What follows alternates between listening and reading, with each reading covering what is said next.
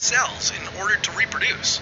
Now, with the virus spreading in your body, how can you develop pneumonia symptoms? For this, we'll have to look into your lungs.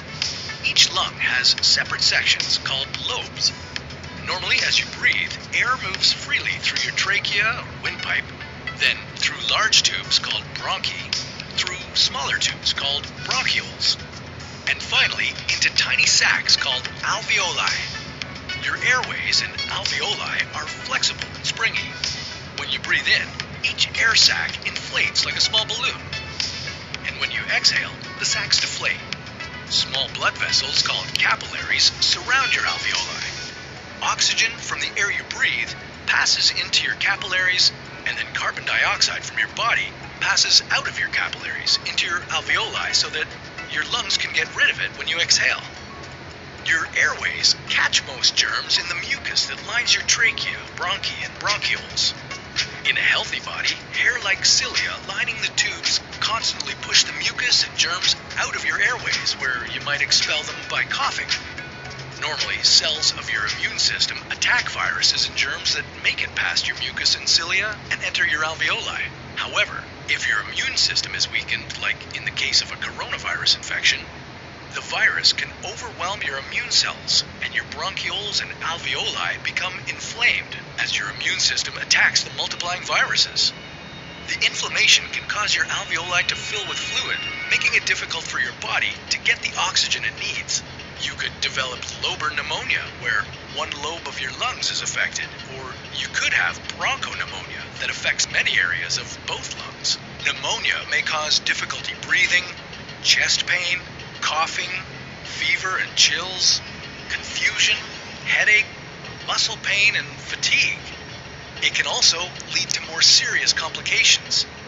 Respiratory failure occurs when your breathing becomes so difficult that you need a machine called a ventilator to help you breathe.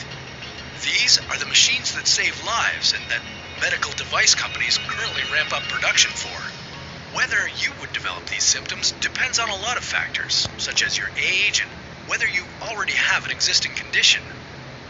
While this all sounds scary, the push to develop a coronavirus vaccine is moving at high speed. Studies of other coronaviruses led most researchers to assume that people who have recovered from a SARS-CoV-2 infection could be protected from reinfection for a period of time. But that assumption needs to be backed by empirical evidence, and some studies suggest otherwise. There are several different approaches for a potential vaccine against the coronavirus.